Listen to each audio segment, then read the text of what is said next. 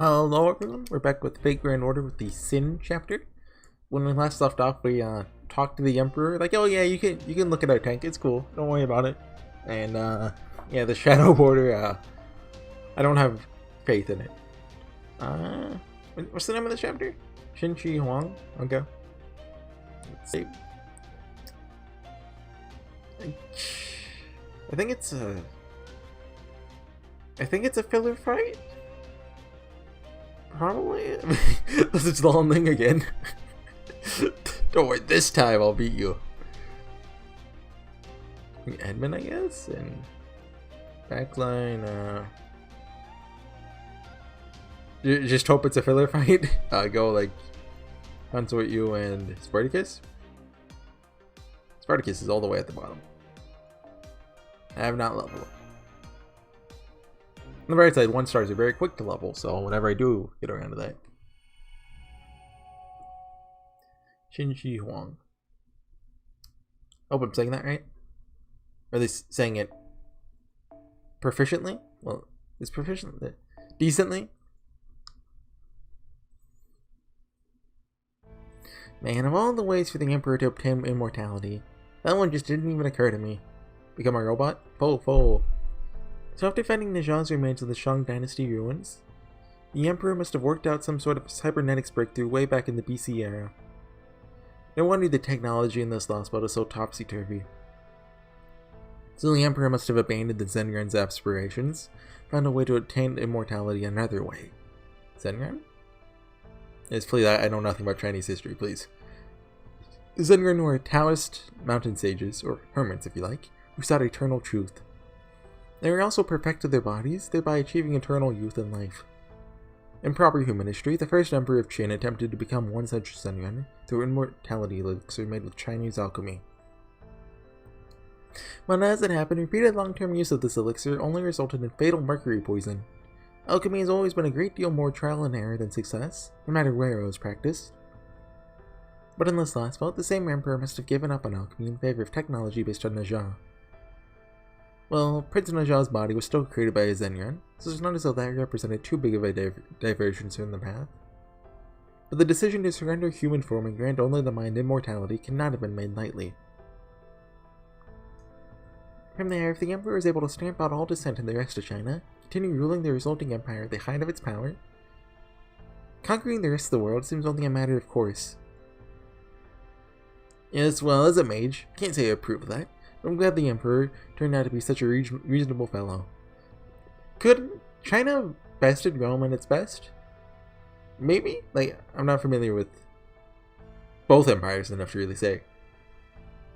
But I figured they'd be the only ones giving them, like, a good fight. Indeed. This is the most unexpected development. I guess it depends, like, when in Rome's history it happened. Never would have guessed that a Lost Faults ruler would sever ties with its cryptor in favor of negotiating with us.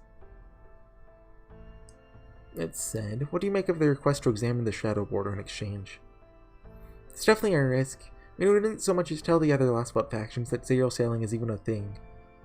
The Russian and Scandinavian Lost Faults both seem to have their hands full with their own affairs. But China is different. Quite so. This empire is under the impression that the rest of the world is part of its domain, that the storm is responsible for severing their ties to the rest of the land. They see the situation as an unprecedented disaster, much like we did with proper human history being wiped out of existence. I wonder what they'd think if they saw the world outside their last bout. Guess they'd be pretty distraught. Yeah, their potential reaction is key. There's several lost boats, but only one Earth. It's a recipe for the biggest, crappiest game of musical chairs ever. So there's no way for all these different civilizations to coexist. Instead of existing in parallel worlds, they all have to fight to exist on the same Earth. So the lost boats that aren't preoccupied with just scrapping by are eventually going to have to fight others if they want to expand their territory further. And Kirshtaria even said something about that. So the Cryptors, Team A are competing with each other at the same time they're fighting proper human history. Why would Kirshtaria choose this? We have insufficient evidence to come to any conclusions about his motives, so let us leave that aside for now. The salient point at this moment is that all the Lost Boats will eventually be competing with each other for survival. Right. While proper human history may be at a disadvantage with all its territory gone, there's still one thing we have that the Lost Boats don't. The Shadow Border. Of course, the Shadow Border! Because of that, we're still the only ones with the ability to zero sail between Lost Boats as we please, but if one of the Lost Boats had the border, they'd have a serious leg up over the others, huh? Dang, I can't believe this Qin Shi Huang was thinking that far ahead. Indeed. All this assumes that China does indeed have all the other nations under its rule. Huh. Once Qin Shi Huang ventures outside this Lost Boat, the first move they would make would go attack against the other Lost Boats rather than Chaldea. This could be our big chance to swoop in while the other sides are weak and fighting each other, take the prize for ourselves.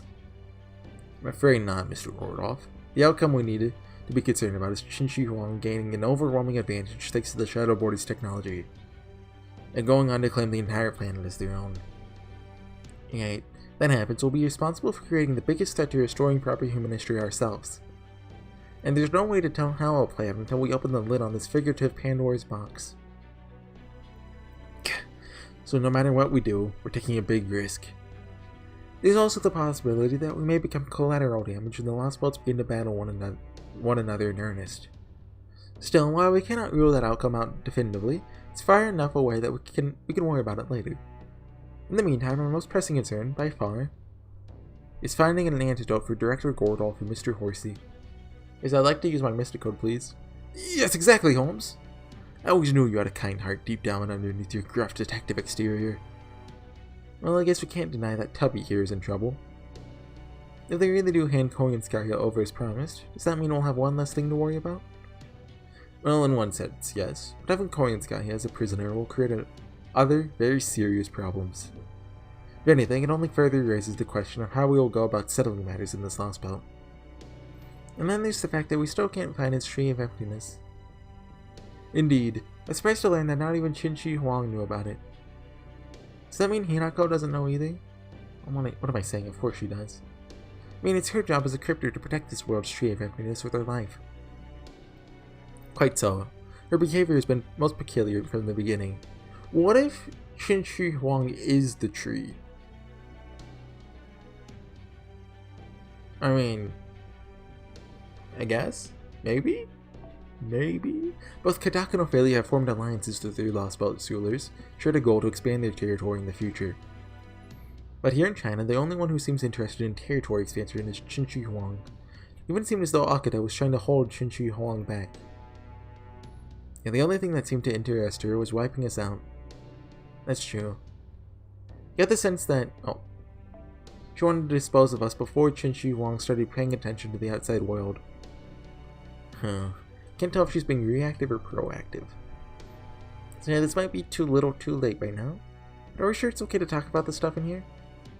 I mean, Qin Shi Huang keeps an eye on all of China, right? How do we know the Emperor is not listening in right now? You know, I actually thought of that. True. Thought of the Emperor peeping on us from low orbit is more than a little creepy. But the flip side of that is that that's all the Emperor can do. We should still assume that our heat signatures are visible, even with the roof in the way. But as far as audio is concerned, the Emperor mentioned that the quality isn't good. It'll only be heard when we're looking up and raising our voices. I thought that was video. I know, because I tried yelling about your obscenities at the Emperor when I was in the cockpit. So that's what all that stuff about old geezers, cyberpunk ripoffs, and 80s leftovers was.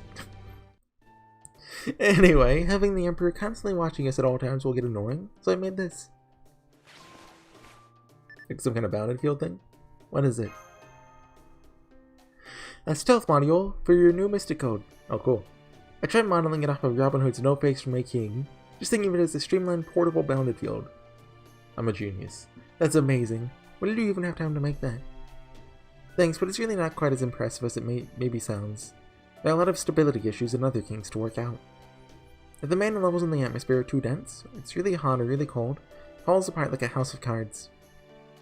So that means it would be pretty useless in the other two Lost Boats we've seen. I see. When one considers how stable this Lost Boat's environment is, it becomes clear how useful such a module would be here. And it also focuses on precision over area of effect, so it won't hide you from someone close by. But since we only have to worry about long-range spying here, it should work perfectly in this case. What the? Did Xiangyang just launch something else at us? Let's go check it out, Master.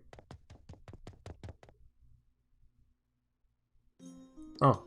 A benefaction! Our village got a benefaction! Most glorious and majestic Heavenly Emperor wishes to thank you for your hospitality to our otherworldly visitors. Be grateful for this blessing. It's not like they try to attack us or anything. Oh, thank you, most glorious and majestic Heavenly Emperor. Thank you. Benefaction. I remember now. So that's what those rockets are usually used for, to deliver. Man, they're so lucky. Can't wait till I'm grown up and can get benefactions too. I mean, kids never get them? They do, but they usually don't work as well when you're little as when you're grown up. They sure don't for me. What's a benefaction exactly? So you want to try mine and see what they're like for yourself, mister? Here you go. Looks like medicine? Yep. Clears your head out and makes you feel really good. It's like a dream come true. Oh, drugs, I get it. Is that so? Give it here. You remember Holmes canonically smokes marijuana? I think it's marijuana, right? Hey Holmes, remember your reputation. Is that what's in his pipe? Rest assured, I'm not speaking solely out of personal desire. Don't you think that such a jug is worth analyzing? This could be some sort of technology unique to this last, but that has no counterpart in proper human history. I see. So this benefaction isn't money then? Of course not. Not this farming village even has a monetary economy. Then again, the fact that we've seen so much agriculture would suggest some economic activity. What if the crops yield tremendous surplus every year without pale? Is that even possible? In our world, using methods of agriculture with which we are familiar, no. But things may work differently in this world. Took a look at the wheat they're growing. It was like nothing I've ever seen. In fact, I can't even be certain it is wheat. All I can say for certain is that it has been heavily modified. Perhaps this seemingly primitive form of agriculture is actually far more advanced than we've been giving it credit for. Even though these farmers don't have so much as a single tractor, perhaps their methods are so advanced they have no need for machines. Why don't you analyze the wheat along with that shaggy drug then? You might just learn something. Cannot say that the wheat is nearly as interesting as the drug.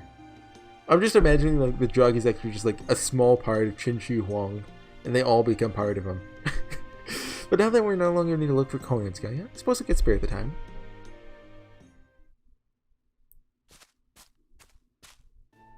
Oh, she's far away. Isn't that Qin Shi Huang's?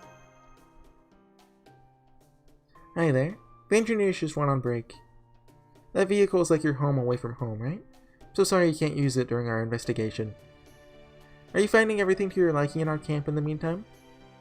Oh yes, it's very pleasant here. The air is so clean and fresh too. It's so nice to have a place outside our vehicle where we can relax. We didn't really have that in the other places we've been to. Glad to hear it. Alright, I haven't introduced myself yet. HorseyEatYou, a general of the Empire. HorseyEatYou. You know where, Holmes? You're from the Ming era period. Yeah, I knew that, of course. In proper human history, she existed about 400 years ago. She's famous in China for being the only female general in recorded history. Okay. That aside, the fact that you're still alive in this day and age is a great surprise to us. Did Qin Shi Huang make you immortal too, by any chance? Of course not. I was just permitted to sleep in Mount Li after my accomplishments in the Bozal Rebellion. Bozal? Saying Bozo's weird. Here in the Empire, any warrior who makes a name for themselves is put to rest in times of peace, is only awakened again when they are needed. So you employ cryogenic freezing. Then I presume there's no need to keep a standing army here? Was HorseyEatYou frozen in Mount Li too? HorseyEatYou? I see. So you call that thing HorseyEatYou too. That thing? Now that thing is just a valuable relic. It is one of the most glorious and majestic Heavenly Emperor's most impressive accomplishments, which is to say a lot. It's both one of the cornerstones of this eternal empire, and a monument to it. But as you can see, it's not a living soldier. It's the ancestor to the mechanical army. So Qin Shi Huang's army is composed of those dolls. The new commanders from the past were unfrozen in order to lead them. Of course, I'm also told that the royal guards in Xiangyang are always assembled from soldiers of the current era. I've even heard that some elites have received instruction in stage arts from most glorious and majestic Heavenly Emperor in person. With Qin Shi Huang is no need to keep a full army on hand at all times. The mechanical soldiers are more than sufficient. the generals needing to lead them can always be summoned from their quarters in Mount Lee. It's been a long time since I was frozen myself. Also told there hasn't been any sort of disturbance for the last 100 years. So you're saying war has been eradicated from this world? Even when I was a young girl, war was only ever something I read about in history books. I mean, wars can only be fought between countries, right? And there haven't been any countries beside our empire for over 800 years. The only reason I took up this spear was to help put down revolts. Then, Qin Shi Huang has achieved dominion over the world by the 13th century. We started implementing gunpowder well before any other country, so no nation was able to oppose us. Okay, that makes sense. The discovery of the Fusang tree was a big help too. It helped us make huge leaps in our medical science. Oh? Well, the tree wouldn't appear until, like, 2020, right? It's all thanks to the most glorious and majestic heavenly emperor abandoning mortal flesh in favor of a holy undying vessel. What's the Fusang tree? Actually, the medicine makes everyone part tree. We have to kill everyone. Told us the embodiment of the sage's secrets. Treasure trove of hidden mystic wisdom. Others known as the Tree of Life. The most glorious and majestic heavenly emperor discovered it while searching the sage world for the secrets to immortality. Now that's a really long title. You can just call him, like, Cool Emperor Guy. Does that mean Qin Shi Huang really did manage to become a sage? No, Cool Emperor Guy had already achieved immortality through the holy vessel before discovering the Fusang tree. They say the Emperor chose to remain in metal form rather than ascend to the heavens, because it was a better way to lead the nation. Still, it took over 300 years to complete the search. It wouldn't have been possible without abandoning the shackles of mortality.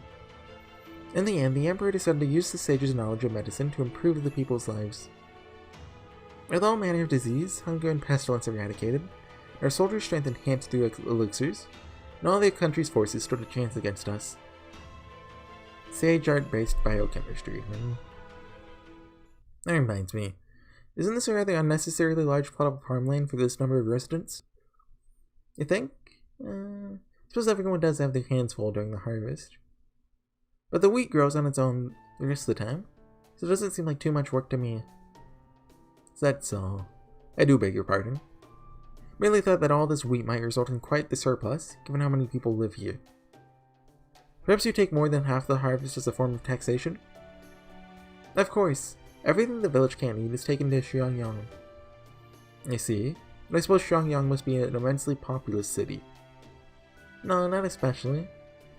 Now I see. Take it wheat is only grown for food in your world? Is that not the case here? Wheat is the key ingredient for ethanol, the Emperor's most valuable source of energy. Oh! Well, don't I look a proper fool? It's completely taken in by appearances. So this rather mundane-looking wheat field is actually used primarily for growing your fuel source. I did hear that the world you all come from has a completely different history from ours. I can only speculate, but gather the world you come from must be a cruel and unforgiving place. Yeah, sometimes. What makes you say that? I like your expression there. Both you and that young lady are, do hope this doesn't offend you, but neither of you look as though you enjoy fighting. You have such kind eyes. So much that I could scarcely imagine you in any quarrels to begin with. Oh, you know, we're kind of the only ones left, kind of get stuck to it. And then that weapon the young lady carries looks to be so heavy and dense that even the most seasoned of our warriors would have difficulty handling it. What's more, I can tell she wields it as naturally as if it were an extension of her own body. That people such as yourselves have been forced to become adept at combat at such a young age. Well, that says a great deal about how harsh your world must be. Long chapter. Dang, looks like they're gonna party all night, huh? That benefaction stuff must be some real good stuff, pardon my French. Indeed. He already had some. The boy gave him some. What's going on, man? This isn't like you. Like you'd be all up in arms about, these poor people dancing at the meager blessings their oppressors deign to bestow upon them, or something. Yes, perhaps under other circumstances I would. But seeing how happy they are right now, it's difficult to find fault in this. So that's how it is, huh? It was the pain and starvation I saw so many forced to endure that first moved me to rebellion. They're treated more like animals than people. Their smiles and moments of hard-won victory and freedom were so fragile, so honorable. They are nothing like what I see here. Now that I think of it, never seen anywhere so filled with joy and peace as this village. Of course not. These sheep don't even know what war is, remember? Couldn't be further from our world. I'd always hoped that the blood my compatriots and I shed would buy smiles like this. But I never dreamed I'd truly get to see them. This world is too perfect for the likes of me. Ain't that the truth? Tell me, all Knight. Are you sure we should even be here? You effing kidding me? Why would you even ask? You get along great with these people. I know, but even so, something continues to feel off. Cannot help but wonder, do we heroic spirits truly have a place in the battlefields of these lost boats? Spider-Chris, stop being philosophical. Just fight with me, come on. Senpai, are you up? Having trouble sleeping, Mashu? Oh, you have a tent. Yes, I'm afraid my nerves are still frayed from the battle we fought earlier today. Glad we survived thanks to Qin Huang and their seating, but still too close to it for comfort. Why don't we get some fresh air? Okay, thank you for joining me, Senpai.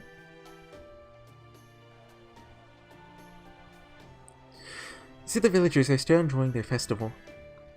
I guess these benefactions must be a huge cause for celebration. Homesteading suspected they might be a luxury good, much like alcohol in our own world. The fact that it's like a drug makes me a little nervous, though. Maybe our perspective is off there, since we're used to Holmes's habits. Anyway, it looks like they're going to keep the Shadow Border investigation going through the night. I do hope Da Vinci will be okay supervising them. At least there's nothing to do for once. Yeah, feels like forever since we last had free time to ourselves. This lost boat, it's really peaceful, isn't it? Something wrong? Senpai? Oh? New song? Maybe. Seen a world like this before. It was a world of possibilities, united under a single ideal. You're talking about the Temple of Time? I thought you were talking about Lost Boat too. Yes. The King of Mages, Goetia, envisioned a history of humanity that was free from strife and suffering. And this is definitely a new song. I disagreed with him. There's something about a world completely lacking any pain or adversity that just felt wrong to me. But now, the way people live here seems so close to that world, yet it's still rich with life and the scent of earth. These people aren't illusions. They're just as real as we are. But we're still this world's enemies. Yes, I know. Even after we take Koyan's guy into custody, secure an antidote, that won't be the end of it. We can't stop fighting until we find the Tree of Emptiness, cut it down, and prune this world away like it was originally meant to be. I know this is a rare chance to rest and relax, but when I think about that, I just can't get to sleep. And Qin Huang heard all of that. It's been so long since we've seen a beautiful night sky. Master, get back! Oh. Hello. Dang it, I brought the wrong servant! It seemed I missed my chance.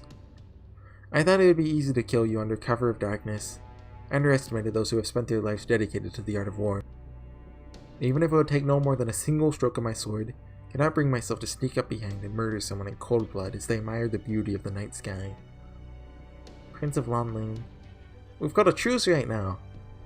No, you and the Emperor called a truce. My master and I agreed to no such thing. As such, tonight, when everyone else has lowered their guard, would have been a perfect chance to end you, Master of Chaldea. That's not nice. Ordinarily, I like nothing more than for those moved by beautiful things to live out their lives in peace and happiness. But now that we have met as enemies, that can never be. I had hoped to end you before you had to feel any need for fear. Forgive me for my incompetence. Did you really think it'd be that easy, servant? Qin Liangyu? Did you honestly believe I'd fail to protect our allies in a moment perfect for assassination? Perhaps a true assassin would have been able to elude me, but you? Not a chance. Warriors like you are meant to cross swords in the field of battle, not skulk around in the dead of night. Your master must be grossly ignorant of war to send you on a mission so badly suited to your abilities. Silence. I'll not suffer any insult to my master. Still, now that I've heard such insolent remarks, you'd feel no guilt for drawing my sword. For that, you have my thanks, General. Okay. Who are the riders then? Just, like, random enemies? It's Saber and Riders, right? Unless I'm forgetting. Take a drink of water. It's been 25 minutes of talking. Not just talking, reading. Which, I've talked about this before, but reading, like, really takes it out on your voice compared to, like, talking. Like, I can do, like, several, like, gameplay videos in a row, but, like, a couple visual novels, and I'm dead. Like, I remember the day I binged the ending of Fata Morgana. I did, like, probably, like, 5-6 hours that day, if not more. The next day, my voice was killing me. I mean, that's a lot of talking for anyone, I guess, but even more so just from reading. Like, usually after about, like, 2 or 3 hours, my voice starts to like, hurt a little. We're just kind of starting to now. Because I recorded the end of 3? 4? And is this episode 5? So, I mean, I've done, like, 90 minutes, I think, give or take. Which is, I mean, that's a decent amount of video. Think of my hard drive. Like, I'm kind of glad I brought him in then. Although, I wonder if we actually kill him here. Let's do this and this. I think it's just the first health bar, but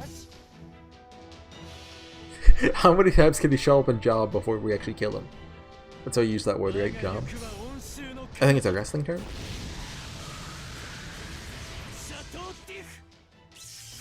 I think. Don't quote me on that. I'm not really into wrestling. It did decent damage. Keeping the riders alive is arguably better because they can't do that. Did we use his invincibility break? Oh, you're not supposed to be here. Yeah, we did. How does this work?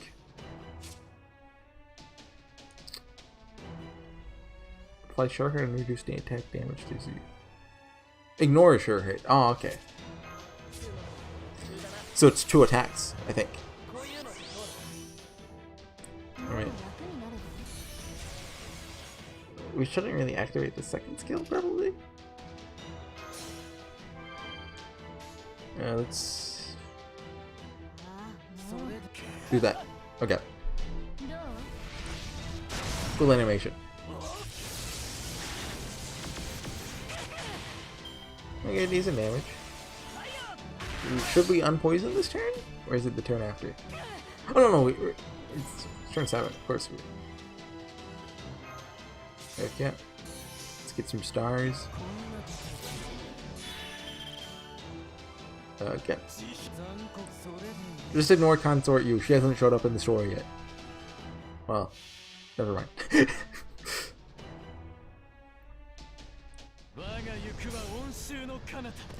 I mean, everyone but her shown. No, we haven't seen the red hair yet. Is he just like frozen too and he's gonna show up later? I thought he was on our side though. Maybe he's just been running around, being, you know, having Kosuke's voice for past like, when was Lubu alive? Like 2,000 years ago? Also, yeah, it's break both health bars. Is Spartacus still in it? Next in line? If so, that's bad for us. Luckily, he doesn't have an offensive Noble Phantasm. What do I do here? Arch Chain? Your Noble Phantasm doesn't really hurt that much, but I mean, I guess we can use it. What's its bonus effect? Oh, I think it gets rid of buffs on enemies. But it also gets rid of buffs on selves. Well, on herself. Except unless if you activate this skill. It's for 1 turn, but she gets a strengthening quest later on that makes it 3 turns. Actually, it's a buster up, isn't it? Increase buster card effectiveness. So actually, this might actually do kinda decent damage. She's kind of like, you know, better for you, how you want to get the best to chain off after you use it. And you know, other servants that do the same thing.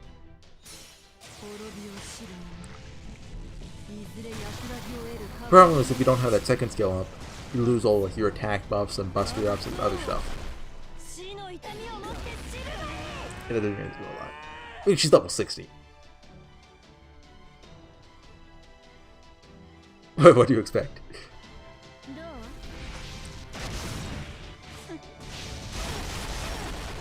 But the granite's decent. Okay. We got a fun time ahead. Well, we got Waver's Noble Phantasm up. Oh, we can do an Enrich. That might actually be worth it, honestly.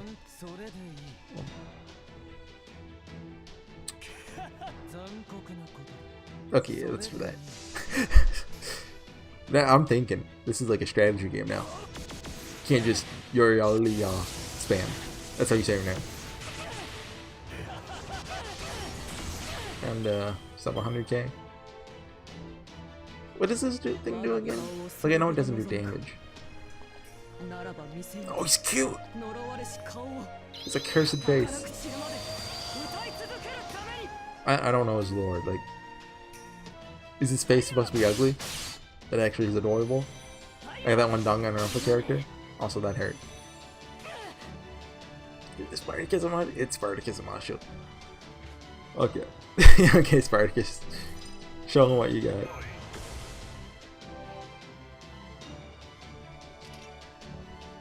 Don't activate. This is a 3-turn one, right? Yes, okay. Perfect time for a reroll. Oh. This will actually do. Okay, hold on. Watch this. Mashu's about to do like 20k damage. Well, if he has a defense up. Oh, 27k. Beautiful. Yep, okay. That's for the best, thank you. That hurts. Let's go and activate this. Do we or is this sure hit or ignore invincible? Okay. So it should work. You think? Maybe. The way sure hit and ignore invincible work are weird in this game. Like, I feel like sometimes they work when they shouldn't, and sometimes they don't work when they should. Maybe I'm just bad. Anyway, if he doesn't... Okay, he used the thing I was about to say. If he doesn't use that... Chain for the stars. We're gonna do a Mashu chain here. What do we have? Nope. I think we do this. Just because only that last hit will actually hit, plus the extra attack. It should be enough. Yeah, okay. Good job, Mashu. Okay, he didn't die. Right. He just kind of disappeared. Yeah, if I ever say Saber again, I'm just gonna naturally assume it's him. That's what I should have done. I was a fool.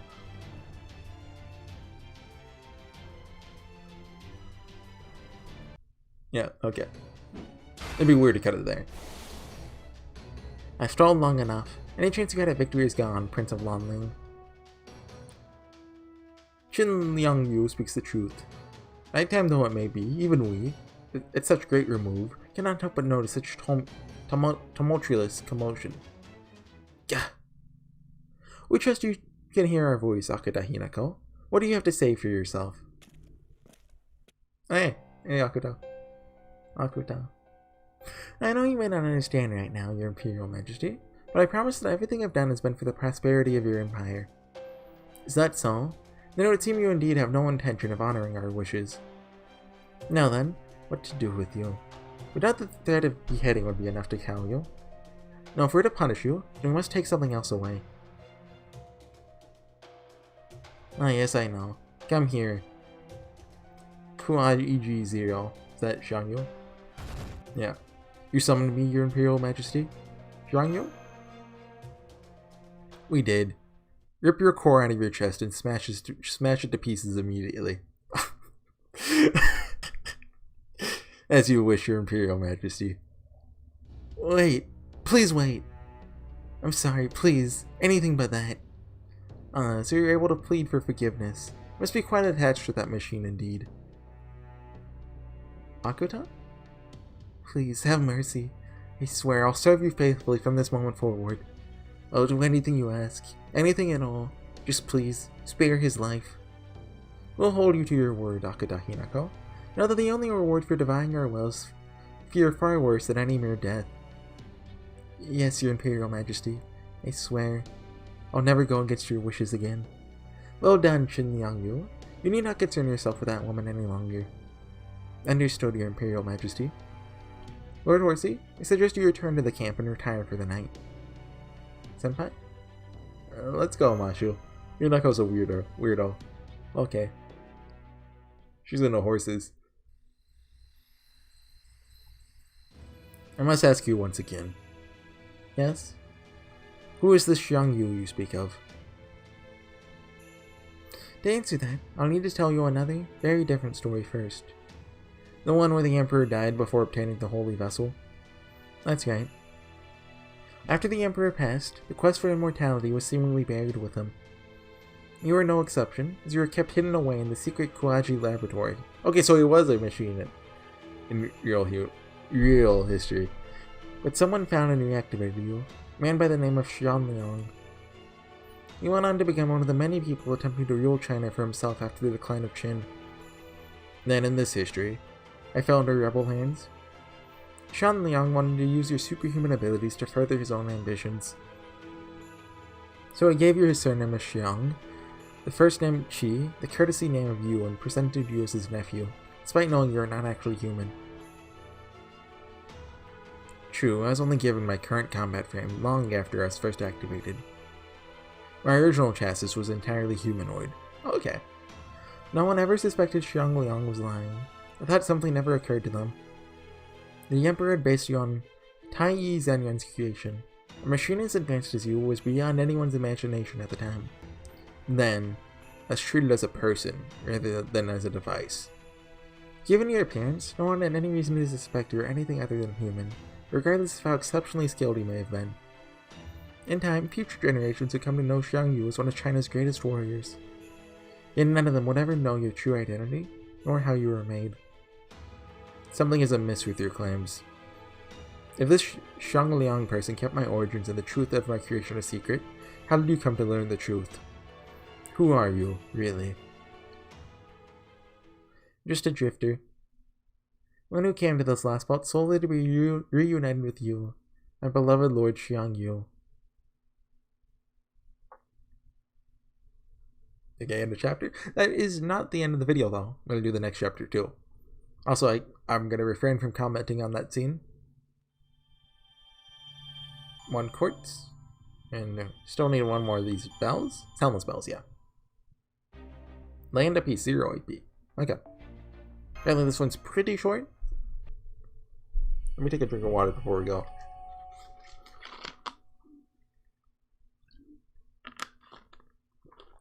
Also, numerically, this is the halfway point. Huh. Sounds like you had quite the evening. Peculiar though this may be, it does present another piece of the puzzle. Unfortunately, it does nothing to make the larger picture any easier to see. We know that the Cryptor's first priority is defending their Tree of Emptiness, and yet Akut has not told this Lustboat's king of the tree's importance. Furthermore, she moved to eliminate us entirely on her own discretion, only to end up swearing allegiance to Qin Shi Huang the instant HorseyEatYou's life was threatened. I was taken aback to see Akuta acting so aggressively when we first came to this last boat. But seeing her so scared and flustered was just painful, more than it was surprising. I guess I really didn't know anything about her back when we were both at Chaldea. Oh yes, about who she was at Chaldea. Holmes and I did a little poking around in the data we managed to back up from the server. And her entire background reeks of falsified records. Indeed, I had to practically hold my nose as we picked apart her disguise. Disguise? Even though she was a member of Chaldea's staff? Let's see, imagine her profile is like a painting that's been thoroughly, methodically airbrushed to erase any trace of the original painter. Correct. There's not a single errant brushstroke, so to speak, to be found anywhere. Anyone who has lived an ordinary life will inevitably leave behind a bit of useless information about him or herself along the way. And yet, there's nothing of the sort to be found in Okuda Hinako's data. It was as though her entire life story was designed to pull the wool over someone's eyes. You mean like a perfect alibi? Precisely! That's just the sort of interjection I was looking for, my dear Watson. Heck yeah, when I saw that, I knew how to pick it. So the fact that nothing in her personal information is strange also means nothing in it is real? Yep. So basically nothing even remotely human about her entire background. And even that's not the only obviously suspicious thing we ran across. According to her profile, Marisbury Honorsphere brought her to Chaldea, supervised her aptitude test, and oversaw her periodic health exams and interviews personally. It seems every bit of data about her was submitted with his authorization codes, no one else's. Dang nepotism. The first director? Just the fact that he handled it all alone is one heck of a red flag for security. It'd be easy for him to falsify any data he wanted, considering his position. Be that as it may, Chaldea's original director was the one who manipulated her profile. Yeah, the guy that high up on the food chain had something he wanted to keep secret about her. We're pretty much SOL. How did Okuda end up at Chaldea in the first place? It's stuff out of luck, if you don't know. Did she actually have enough race shift aptitude to be chosen for Team A? For that matter, who the heck is she really? At this point, I don't know what to believe. Indeed, everything we thought we knew about Okuda Hinako's personal information is suspect at best. So it wouldn't really be a stretch to imagine she might have a different goal from the other cryptors. Obviously not. What's more, this goal is evidently more important to her than protecting her lost belt or preserving her relationship with its king. One might think eliminating us would be her first priority, but as we've seen, even that is secondary compared to her concern for HorseyEatYou, another figure about whom we know next to nothing. Looks like that name only means anything to those of us from proper human history. This lost belt, he appears to go by something else. He goes HorseyEatYou. Well, a quick database search suggests that area has some significance for HorseyEatYou. It's where his uncle, Xiang Liang, started his revolt against the Qin Empire after the Emperor died. You could say it's where HorseyEatYou began his career as a warrior. Regardless of who HorseyEatYou may be in this world, the fact remains that he belongs to this lost belt. So I cannot fathom why Okuda Hinako, though nothing else we know about her is certain, comes from proper human history, would care so deeply about him as to abandon her other goals. That one's pretty straightforward. She must have fallen in love with him at first sight. As we know, horses are adorable, as we can tell by my name, HorseyEatYou, who you should subscribe to. The more foolish the woman, the more likely is she to chuck everything away for such silly notions. Careful, Gordy. Gonna lose any goodwill you may have built up with your female staff. Bah, the only woman here is Mashu, you borderline Lolita. Well, certainly disappointed by what you said. What about the female staff member? She exists, right? Right, really? Or did she stay at the Wandering Sea? Now, do try to stay on topic. We still have a mountain of problems that need solving. Alright, still need to talk to the people who are gonna be less than pleased about this. Even if it's only temporary, I can't believe I have to pretend to make nice with that emperor. Just the thought makes me sick. Yeah, that sounds about right. Negotiate? Out of the question. That tactic plays right into the oppressor's hands. Do not be fooled, detective. They'll tell you whatever the weak wish to hear, and pressure you into swearing allegiance with only the pretense of your consent at best. Given the urgency of Mr. Horsey and Gordolf's condition, I'm afraid we have no alternative. At a minimum, I'd like to maintain our truce with Qin Shi Huang until Koyanskaya is securely in our custody. If we could prolong it until Okuda Hinako is out of the picture, so much the better. Whatever her reasons for doing so may be, Okuda Hinako remains fiercely determined to eradicate us. So much so that she tried to assassinate Mr. Horsey in the dead of night against Qin Shi Huang's wishes. Obviously, Okuda and Qin Shi Huang aren't exactly BFFs at the moment.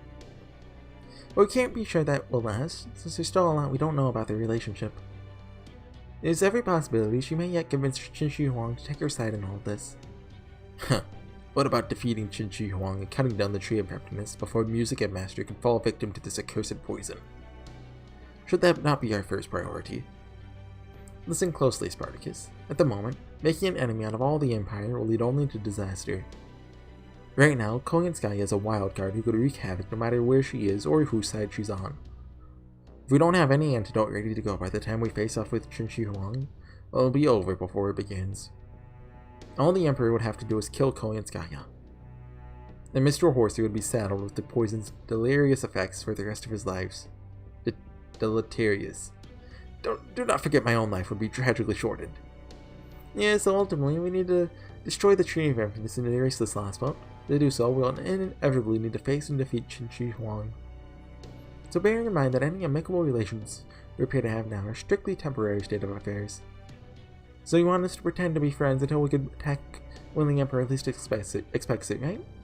Yeah, that's fine. Heck, I used to ask Agravain for advice for that sort of sneaky stuff all the time. I remember Agravain. Remember when we thought he might become a servant? I remember. I refuse. Acquiescence is the first step to allegiance. Allegiance inevitably leads to subservience. My master must never side with oppression, but always rebel against it. He should rebel against pain, rebel against suffering, and ultimately triumph by rebelling against destiny. Get the goddamn stick out of your butt, would ya? Pardon my French? Twice? We're playing the long game here, lunkhead. The important part is that we get to destroy the Empire in the end. So why don't you just think of all the rebellion you're gonna get to do later as a prize for all the restraint you gotta show now? I mean, you love repressing your own stuff, right? Are you all truly willing to go along with this? When I tried to assassinate the Emperor before, I lost the moment I focused on something other than killing it itself. And I'm not the one leading the attack this time. I get that Horsey has his own way of fighting. I'm sorry, I know it's a lot to ask. Well, there's nothing I can do if you're gonna plead at me with that helpless look on your face. I mean, you're just now realizing how hopeless your chances are against HorseyEatYou, right? Huh, it's getting stuffy in here with so many of us present. I think I'll step out for a bit of fresh air. Question mark? Well, Holmes just winked at me. Senpai and Jinkei. What's going on? Don't mind me, I'm just gonna step outside for a bit. What is it, Holmes? Is there something else you wanted to talk to us about? I thought it would be best if Spartacus were absent for this next part. I trust you to retain your cool, Miss Jinkei. Let me remind you to refrain from raising your voice. As long as we whisper, Qinshi Huang should be unable to hear us. Hopefully. I've mostly finished my analysis of the benefaction drug. It's beyond anything I could have imagined.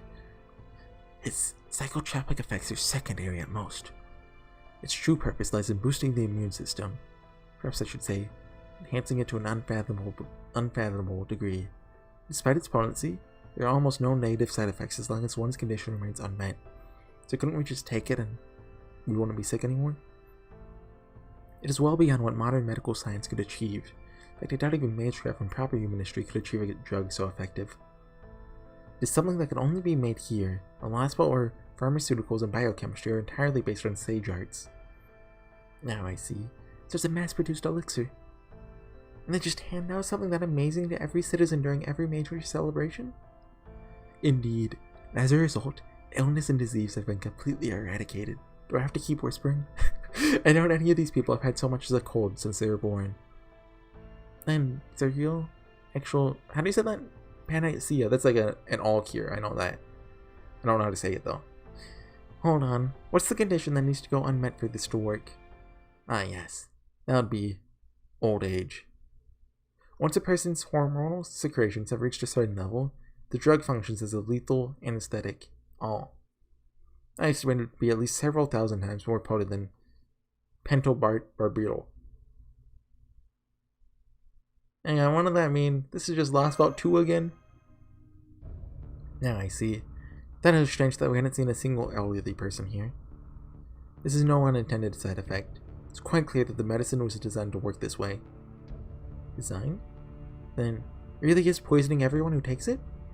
So when someone's body secretes a certain amount of hormones, in other words, once their body is aged to a certain point, they just die? Correct. From our perspective, distributing a drug like that is no better than mass murder. Still, a case can be made from a Buddhist perspective.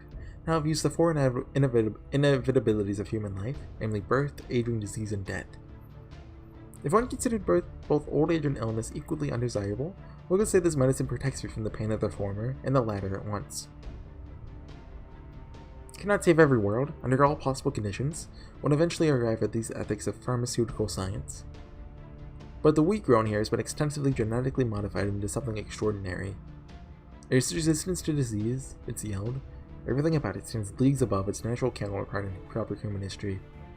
With a crop like this, one could live their entire life without ever knowing hunger. You never had to worry about food, probably never think to take it from someone else. There's no economy here, no division between rich and poor exists. We've all seen for ourselves how ignorant they are of war and violence. It seems that life here is far removed from the suffering that one might expect in our world as it is possible to imagine. When their life has run its course, this drug puts them to sleep permanently, well before they can begin to feel the pain of old age. I dare say that, if nothing else, this world has done a frighteningly effective job at removing pain and suffering from people's lives. But that's still... there's no way for people to live. They're practically being kept as livestock. So this is how Qin Shi Huang, how that dictator decided to solve humanity's suffering. Makes sense. No way a leader who abandoned their own humanity would in turn treat their subjects like people. As far as making a decision between this lost but improper human history, Spartacus claimed that we should fight to determine which should be allowed to survive. If hearing that gave you pause, I'd urge you to give the matter more thought, keeping what you know now about this benefaction in mind. In this world, the definition of a happy human life is exceedingly simple. Seeing as you'll need to make this choice sooner or later, I think it's best to suspend my usual behavior in favor of full disclosure. Allow me to share with you some speculation. Do keep in mind that this is not a deduction, rather a bit of conjecture on my part. Holmes. This relates solely to one question, namely, why did the spirit origin graph fail to work with this last bus ley line? Think it has something to do with this medicine? That may not be directly related, but it does support my current hypothesis. Heroic spirits have always been one side of a lia. Mankind's collective unconscious. They're defined foremost by their purpose, protecting humanity. While there may be many different methods and conditions involved in summoning servants, the one thing they all have in common, without exception, is responding to the summoner's prayer. However, there's not a single person in the world who had the empathetic need to pray for something. And if such a world had flourished unabated for hundreds of years, right, then it wouldn't be at all surprising if that world lost its connection to the throne of heroes entirely. For that matter, there wouldn't even be any heroic spirits in that world, just like there aren't here. After all, every hero who might be needed to fight someday, like HorseyEatYou, is still alive. So, this last spot is a world that has no need for heroic spirits at all, but heroic spirits are outside of time, so even if they're not dead, they can still be summoned. Can you imagine a person wishing fervently for anything in a world free from hunger, pain, and suffering, Miss Light? I know I certainly cannot. Although, if they never die, then that's a different subject. Indeed, it only makes sense that servants would never appear in a world where no one wishes for anything. Thanks for telling us this, Holmes. Whatever doubts I may have had are gone now. I'll do everything in my power to take Qin Shi Huang down, put an end to this disgusting regime. As long as I get there in the end, I don't care how far out of our way we have to go. So right now, let's focus on curing Horsey. Now that I know where I'm going, I can wait as long as it takes. Thank you, Jinkei. End of chapter? No? Not quite. Progress report? We should finish a complete scan of the vehicle's interior by morning. Good. Be careful not to overlook anything. Remember, the future of the Empire rests on your shoulders. Yes, ma'am. I'll go see how things are outside. Wait, are these people robots, or are they like... They're not citizens, because the people here are like...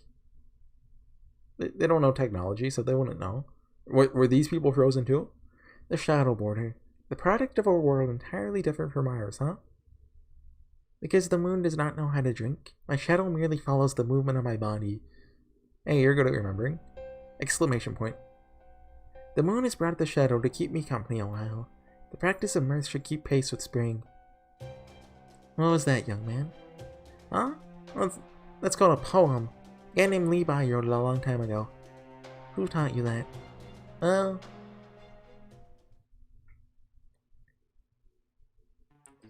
We see Chin Yangyu's investigation is proceeding smoothly. It feels good to have so much data moving among our circuits. Do you think you will be able to analyze that otherworldly device, Your Imperial Majesty? Who do you think we are? This holy vessel's full calculation capabilities can easily handle a single vehicle. Or so we thought. This is amazing. How could they fit so much functionality into these dimensions? It's hard to believe what we're seeing. Forgive the intrusion, Your Imperial Majesty, but there's something you should know. What is this about? The children in this village are reciting poems. Oh, what poetry? We banned that! You're kidding. When I asked them about it, they said they learned them from Chaldea. We see. Then Chaldeans are Confucians. Yes, Your Imperial Majesty. This is undoubtedly the work of Confucianism. Those dang Confucians. Oh, they're ending it there. Oh yeah. That seems not good. I'm not familiar with China's history with Confucianism, or why Qin Yu wouldn't like it, but it's probably not good. Morning Star of Rebellion. I think I know what this one is. Also, I can max ascend Consort U when we complete it. I'll start saving XP for it after I level Quetzalcoatl. Anyways, that's it for me today. I'll probably be back tomorrow with a couple more chapters. I'm still hoping I can get this done by New Year's. I think I should be able to. Like if I do 3 tomorrow and 3 the next day, which I should be able to, that gets us very close to completing it. In fact, if we just do, well, there's 9, 10, 11, 12, 13, 14, 15, 16. That's 8 chapters. So if I did 4 tomorrow and 4 the next day, I could. Maybe? We'll see. Maybe I can do 1 more later today, which would help. Anyway, I'll figure that out. See you guys next time. Bye.